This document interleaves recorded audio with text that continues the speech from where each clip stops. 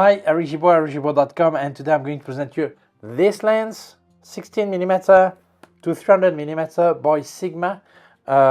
Opens at f3.5 up to 6.7 at maximum aperture.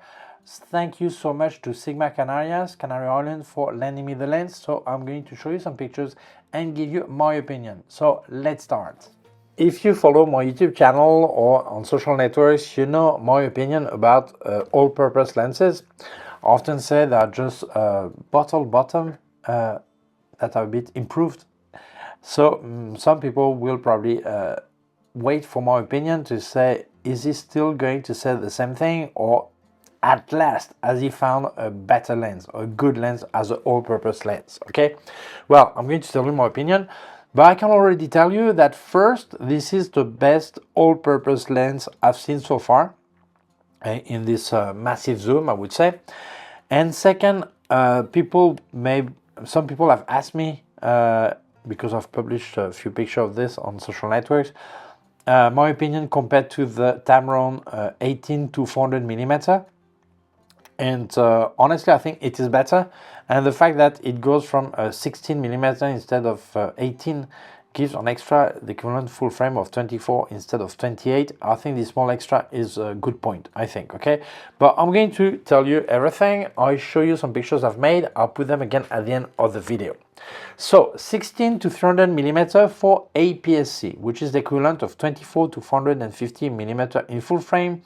It covers an angle of 83.2 degrees up to 5.4 degrees, and this lens exists in several mounts. I tried it on my Fujifilm S20, which is X mount. It exists for L mount, that is Lumix, Leica, and Sigma. Obviously, it is APS-C, so you will have to work in APS-C mode on these cameras. Same thing for Sony E. If you have a full frame Sony, you will need to set it as APS-C, and also have for Canon RF. Maybe you don't know that Canon doesn't let other brand have the RF mount if it's an autofocus mount, except for APS-C. Since last year, they've authorized Sigma and Tamron to make them, so this is great. It means if you have, for example, Canon R7, R10, or I can't remember, 50, this, you can use this lens. So that's good news, okay? So several mounts, I think this is a good point. The maximum aperture is from 3.5 to 6.7. The widest you get, depending on the zoom position, and the max when you close down is from f22 to f45. I know that some people will say that 3.5 or 6.7 is not really luminous, but if you think of what is this lens for, is probably for a travel lens or all-purpose lens when you go walking around. You're normally in good lighting conditions, so you don't actually need more than this. And if it was more luminous, it would probably be a lot bigger lens. Okay, so for me, that's okay. The minimum focusing distance is 17 centimeters when you're on 60mm and 105 centimeters when you're on 300mm. Actually, when you're on 70mm, you can do like kind of macro 2:1, so that's okay, or 1:2, I don't know, off, yeah, okay. So the results are nice. If we look at the build, there are two things to look at: the outside build and the inside build. If we look at the outside, by the way, it comes with the sun hood, so great. It's plastic, but it's really good premium plastic, really good quality. Here you have the zoom ring. That is smooth. It works really nice. I prefer it a lot more than the Tamron, by the way. That was complaining. It was like, and this one goes really smooth, okay? Here you have a manual focusing ring if you want to use autofocus, okay? No stops because it's electronic. Here you will find a lock if you don't want the lens to open by itself. You lock it on 16 centimeters, so when you walk like this, it will not fall. But anyway, without the lock, it didn't move much anyway, okay? So I didn't have the problem, but it's good they put a lock, because maybe with use, with time, maybe it would get a bit looser, so that's good, okay? What I've noticed here, there is no switch for autofocus or manual focus. You will need to change it in the body in case you want to go manual focus. And it's also stabilized, and there's no switch either. If you want to switch off the stabilization, you need to do it through the menu, okay? But honestly, great build, nothing to complain about. I think it's nice. If we look inside, you have 20 elements in 14 groups. A lot of glass, I would say. The iris has 9 blades, so we'll speak a bit about the bokeh just after. The autofocus honestly goes really well. I had no problem with the autofocus.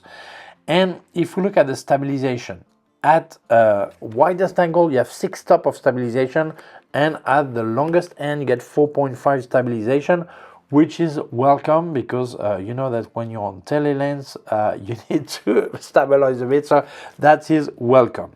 If we look at the size, the filter size is 67mm, which is a standard. And if you look at the size without sun hood, you have 123mm, 123.4mm long, 73.8mm wide, and the weight is 615 grams. Honestly, I think it's well balanced. The weight is okay, the size is fine. When you go to 300, it gets a lot longer. Some people complain about this. They prefer to have a lens that doesn't move like this, but they forget one thing. When it doesn't move like this, it's actually because the lens is always like this and it moves inside, but it makes a lot bigger lens. This way, when it's in your bag, it doesn't take much space, so that's okay for me. All-purpose lens, walk around anywhere, any place, travel, all this, and still they've weather sealed here. Weather sealed it. Here you have rubber, so it's weather sealed for splash proof, dust proof. So for me, that's a good point. If your camera is weather sealed, it will be most welcome. Let's see. Okay, this way. And honestly, I think when you look at the lens, it's a nice lens to have. So now we're going to speak about the optical quality, the image quality. But before that, don't forget that if you want to help me, I can help you too. I've activated the member area of my YouTube channel. There I don't speak about gear, I just speak about photography. There's a join button just below, so you have access to exclusive video just for members. I also have affiliated links in the description. Please use them, that really helps me. And don't forget that if you buy Luminar Neo or Aperture, you get a 10% discount extra with my code Eric10 extra, because it's on top of any offer they have. You still place the code and it's even cheaper for you. Thank you so much, that really helps me. Let's carry on. Honestly, this lens is not the best lens I've seen if I speak about lenses. If I speak about all-purpose long zoom, yes, I would say this is the best I've seen so far. So for me, great. No complaint about that. But it's still not perfect, okay? But we must understand that when we get that kind of zoom, we have to accept a compromise. You get a bit less quality, but you get less weight, less volume on your bag than several lenses. So yeah, it's something you have to accept. The most problematic quality is the chromatic aberration. Honestly, all the problem I'm going to tell you, none of them cannot be resolved in post-production. So that's good news, okay? So you can still resolve it. So yes, there is some chromatic aberration.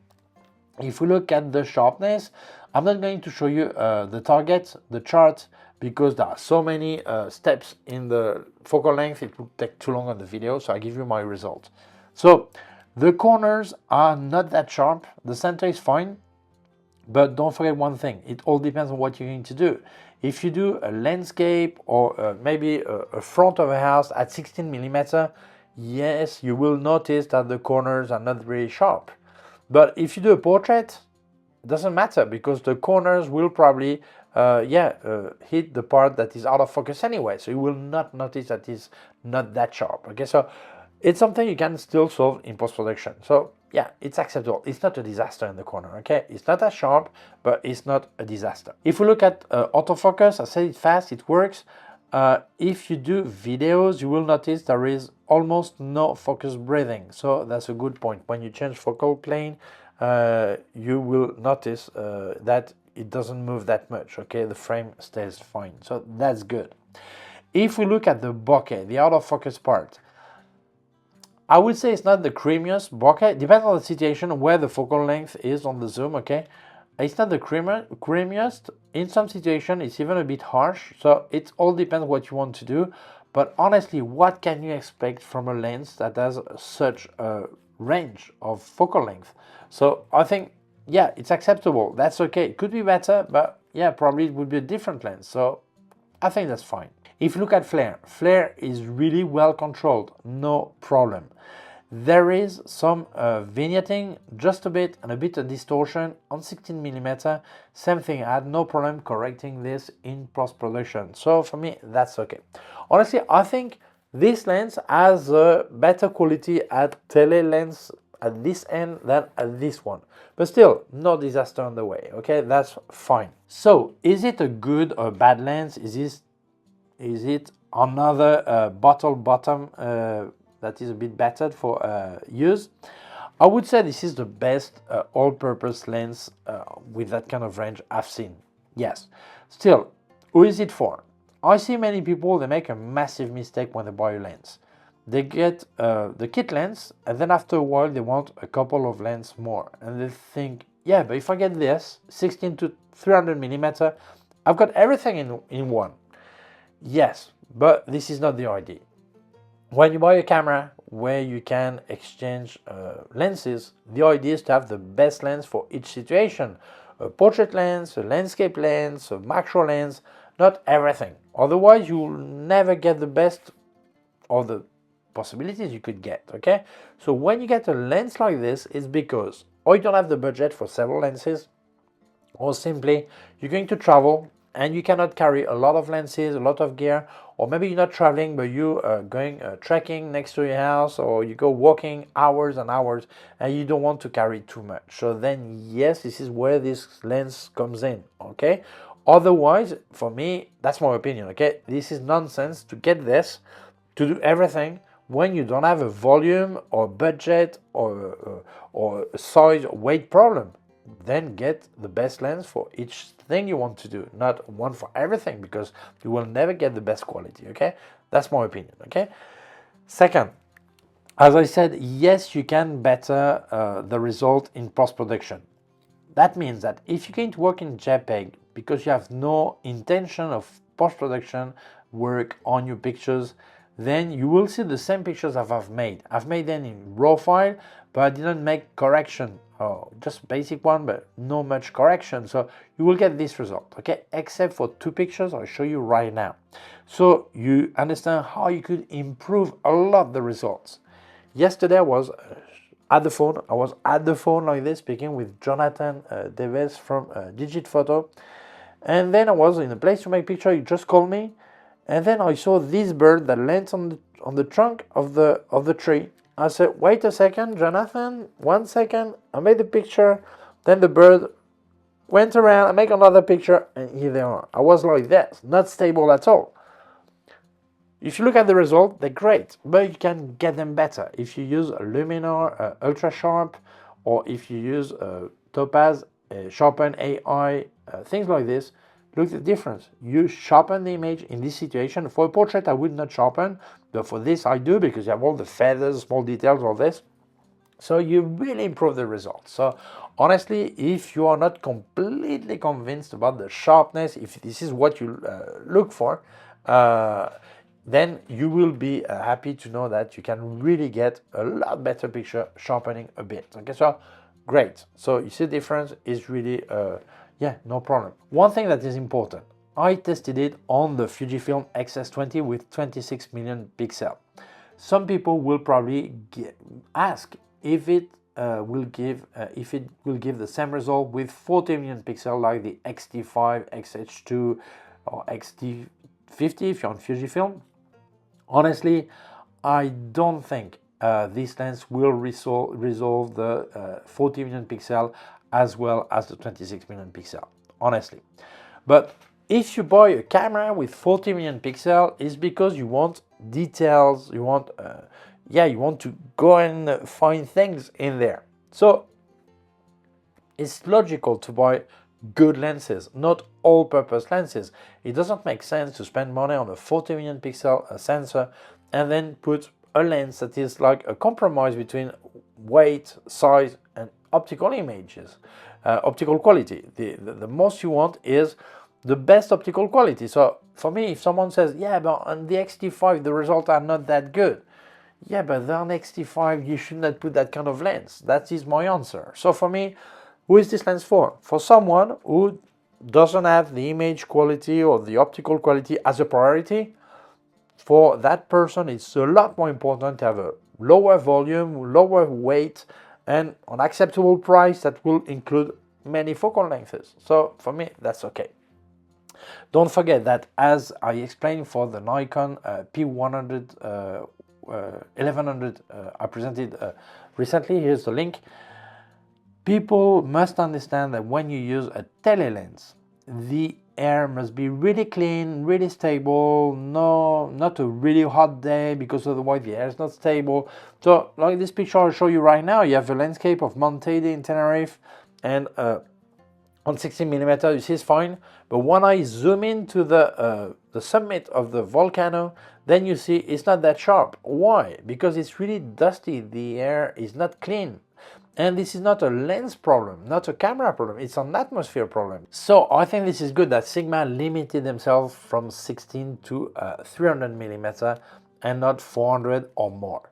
Because very seldom you actually need something a lot longer than this, and you would probably buy a lens that is more specialized for that, a longer lens. Okay, so for me this is the right decision. But don't forget that if at 300mm or 200mm the result maybe are not that sharp, not that clean, probably it's an atmosphere problem. Okay, so my conclusion, well, if you're the typical user that wants to go travel and not carry too much weight, or someone who walks many hours a day, mountain or whatever, cannot carry weight, I think it's a great idea to have that, as long as you understand you will need to do a bit of work in post-production. Yeah, otherwise better to have a specialized lens. So, but yes, I think this is the best all-purpose lens I've found so far, okay, in APS-C. So for me, yes, it is recommendable. In case you would be interested, I'll leave you links in the description where you can buy it. So thank you so much, Sigma Canarias, for lending me the lens. Thank you to you for watching the video. If you feel it may interest other people, please share it on social networks. If you have not done it yet, please subscribe to my YouTube channel, the small button down here and also a small bell. If you click on the bell, you will get notified when I upload a new video. My website, Gibaud.com. If you have any question, you can leave a comment below. Don't forget, I've got affiliated links in the description. Please use them, that really helps me. And if you buy Luminar Neo or Aperture by Skylum, don't forget that with the code ERIC10 you get 10% discount extra. On top of any offer they have, you still place my code, it's even cheaper for you. Thank you so much, that really helps me. Also, leave you my PayPal account in case you wanted to make a donation. Thank you very much, please take care of yourself and see you soon. Bye!